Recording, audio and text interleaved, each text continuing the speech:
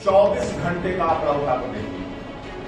प्रयागराज में 4 लोगों की हत्या एक परिवार की हुई, गाजियाबाद में हत्या, अमरोहा में हत्या, 24 घंटे में 18 हत्या उत्तर प्रदेश में।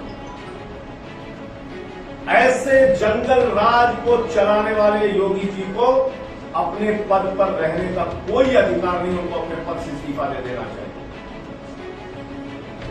योगी जी को उन जवानों का जीवन तो कोई वापस नहीं ला सकता, लेकिन कम से कम इस मुसीबत की घड़ी में उनके परिवार के साथ योगी जी को खड़ा होना चाहिए, उनके घावों पे मरहम लगाने की कोशिश करनी चाहिए। 1 करोड़ रुपए की सम्मान राशि सभी जो हमारे जवान शहीद हुए हैं उनके परिवारों को दिया जाए। जिन जिन पदों पे थे उन्हीं पदों पर उनके परिवार के लोगों को नौकरी दी जाए और इस घटना की संपूर्ण उच्च स्तरीय न्यायिक जांच कराई जाए। एक विद्यालय के प्रबंधक थे सिद्धेश्वर पांडे जी, स्वर्गीय सिद्धेश्वर पांडे जी, उनको उनकी हत्या का मामला दर्ज, 60 से अधिक मामले दर्ज हैं। उत्तर प्रदेश में मिड डे मील की खबर कोई पत्रकार कर दे उसको जेल हो जाएगी। उत्तर प्रदेश के कोरोना आंकड़ों पर कोई सवाल उठा दे उस आईएएस अधिकारी सूर्य प्रताप सिंह पर मुकदमा दर्ज हो जाएगा।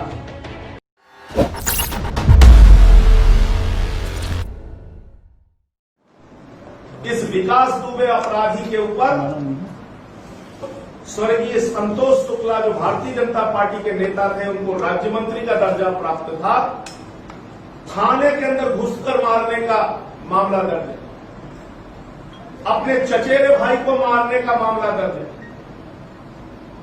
एक विद्यालय के प्रबंधक थे सिद्धेश्वर पांडे जी, स्वर्गीय सिद्धेश्वर पांडे जी, उनको उनकी हत्या का मामला दर्ज है। 60 से अधिक मामले दर्ज हैं। उत्तर प्रदेश में मिड डे मील की खबर कोई पत्रकार कर दे उसको जेल हो जाएगी। उत्तर प्रदेश के कोरोना आंकड़ों पर कोई सवाल उठा दे उस आईएएस अधिकारी सूर्य प्रताप सिंह पर मुकदमा दर्ज हो जाएगा। सैंड माफिया के खिलाफ कोई पत्रकार लिख दे तो उसकी हत्या हो जाएगी उन्नाव में। और एक दुर्दांत अपराधी पिछले 2.5 साल से घूम रहा है, उसके खिलाफ कोई कार्रवाई नहीं हुई। बता रहे वो 25,000 का इनामी है, तो आपको 25,000 का इनामी योगी सरकार क्यों नहीं गिरफ्तार कर पाई, क्यों नहीं इसको जेल दे पाई?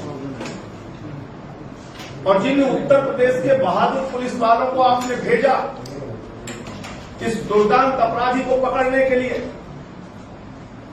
उनके पास बुलेट प्रूफ जैकेट का इंतजाम था कि नहीं था? मैं पूछना चाहता हूं, उनके पास बुलेट प्रूफ जैकेट का इंतजाम था या नहीं था? उनके पास आधुनिक हथियार थे या नहीं थे? उनके पास इन दुर्दांत अपराधियों से लड़ने के लिए पर्याप्त पुलिस बल था कि नहीं था? क्योंकि हमारे 8 बहादुर जवानों की जान गई है, उसमें डीएसपी रैंक के अधिकारी, इंस्पेक्टर रैंक के अधिकारी उत्तर प्रदेश पुलिस के, सब इंस्पेक्टर रैंक के अधिकारी, हमारे पुलिस के जवान वो शहीद हो गए, उनकी जान चली गई। कभी आपने इतनी बड़ी घटना नहीं सुनी होगी।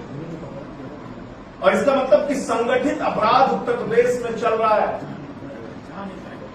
योगी जी दावा करते हैं हमने संगठित अपराध खत्म कर दिया। योगी जी कहते हैं हमने संगठित अपराध पे सबसे करारी चोट पहुंचाई है। उत्तर प्रदेश के कई जिलों में संगठित अपराध चल रहे हैं और समानांतर सरकार चल रही है इन अपराधियों की। इन अपराधियों से वहां का प्रशासन भी कार्रवाई करने में डरता है। इन अपराधियों की एक समानांतर सरकार चलती है उस इलाके में, सब कुछ ये करते हैं, इनकी मर्जी से होता है। इस संगठित अपराध को तोड़ने के लिए, इस पर कार्रवाई करने के लिए अब तक योगी जी ने क्या किया? मैं समझता हूं पिछले 3.5 वर्षों में जो उत्तर प्रदेश की हालत हुई है, और ज्यादा दूर मत जाइए, 24 घंटे का आंकड़ा उठाकर देखिए। प्रयागराज में 4 लोगों की हत्या एक परिवार की हो गई, गाजियाबाद में हत्या, अमरोहा में हत्या, 24 घंटे में 18 हत्या उत्तर प्रदेश में। ऐसे जंगल राज को चलाने वाले योगी जी को अपने पद पर रहने का कोई अधिकार नहीं, उनको अपने पद से इस्तीफा दे देना चाहिए। और पिछले 20-25 वर्षों में जो उत्तर प्रदेश के साथ हुआ है अपराध के मामले में, जो भी मुख्यमंत्री बनता है वो गृह मंत्रालय लेके बैठ जाता है। जो भी मुख्यमंत्री बनता है वही गृह मंत्री के ऊपर कब्जा किए, गृह मंत्रालय के ऊपर कब्जा किया रहता है, क्योंकि उसको पुलिस तंत्र को अपने हाथ में रखना। उससे अपराधियों को राजनीतिक संरक्षण भी मिलता रहा है, हम जानते हैं, छुपी बातें नहीं। अब क्यों लेके बैठे हुए? महाराष्ट्र ने एक प्रयोग किया कि वहां गृह मंत्रालय अलग किसी मंत्री के पास होता है। एक मंत्री देख पाता है कम से कम अपराध को कि कैसे उसको नियंत्रित करना है। आप सारे विभाग लेके अपने पास बैठेंगे, आप सारी बड़ी बड़ी बातें करेंगे, जंगल राज खत्म करने की का दावा करेंगे, भ्रष्टाचार खत्म करने का दावा करेंगे, वोट उसी के नाम पे मांगेंगे, सत्ता उसी के नाम पे लेंगे, लेकिन कार्रवाई के स्तर पे कुछ नहीं। अपराधियों के लिए ऐसा बन गया उत्तर प्रदेश। मैं मांग करता हूं,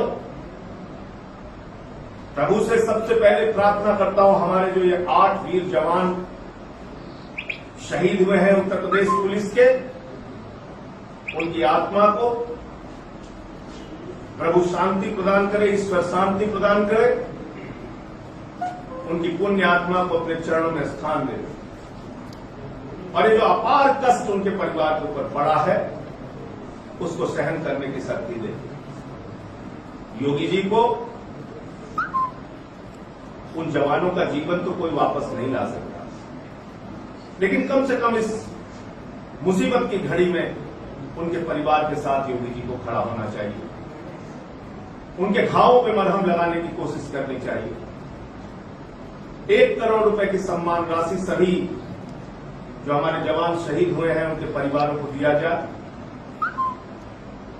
जिन जिन पदों पे थे उन्हीं पदों पर उनके परिवार के लोगों को नौकरी दी जाए और इस घटना की संपूर्ण उच्च स्तरीय न्यायिक जांच कराई जाए।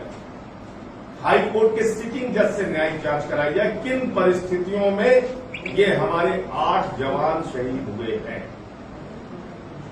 उनके पास किन किन संसाधनों का अभाव था जिसके कारण आज उनकी जान गई है।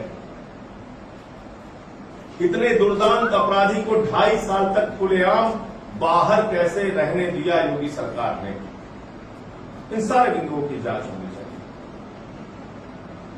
कल पूरे उत्तर प्रदेश में इस मामले को लेकर आम आदमी पार्टी की प्रत्येक जिला इकाई प्रदर्शन करेगी, आंदोलन करेगी और इन जवानों के लिए जिन्होंने अपना सर्वोच्च बलिदान दिया है अपराध से लड़ते हुए, उनके लिए श्रद्धांजलि सभा का आयोजन करेगी।